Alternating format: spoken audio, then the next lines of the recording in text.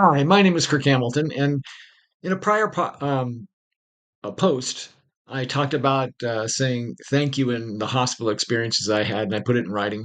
But I actually wanted to put the impetus on a video because I can't tell you how important three words are. And I really want to emphasize it because as a health professional and being a patient, I want to give you better care, and I want you to feel like you're getting better care. And when I'm a patient, I want to feel like I get better care. And there's three magic words. I started off with the name in the article that I wrote in the last post, but then there's thank you and there's please. So let's start off with the name. Every time I've had surgery or been in the hospital, and this year was 5 times, and 2 times I spent the night. Uh, and if you start finding out names of the individuals, even bending over and leaning over and looking at their name tag, sometimes making a joke because I have 17 name tags, um, once you get that person's attention looking at you, you're going to get better care.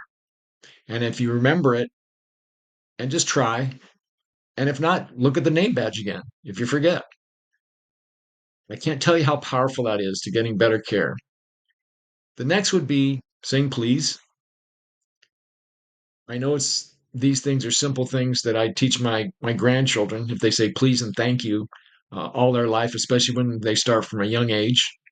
My youngest one is 8, my oldest one is 16, but since they were little, they've been saying please and thank you and taught well by their parents.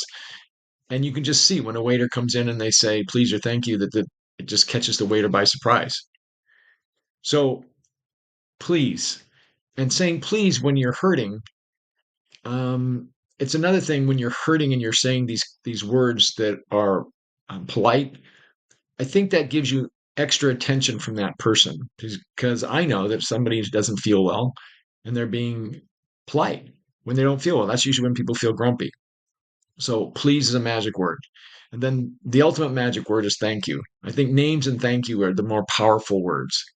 But when you say thank you, let's say your nurse comes in and they're busy and you say their name, you look on the board, you look at their name tag, you say their name, and then you say thank you every time they do something, or please, can you get me the Jello, or when I was on a liquid diet, the wonderful watered down soup.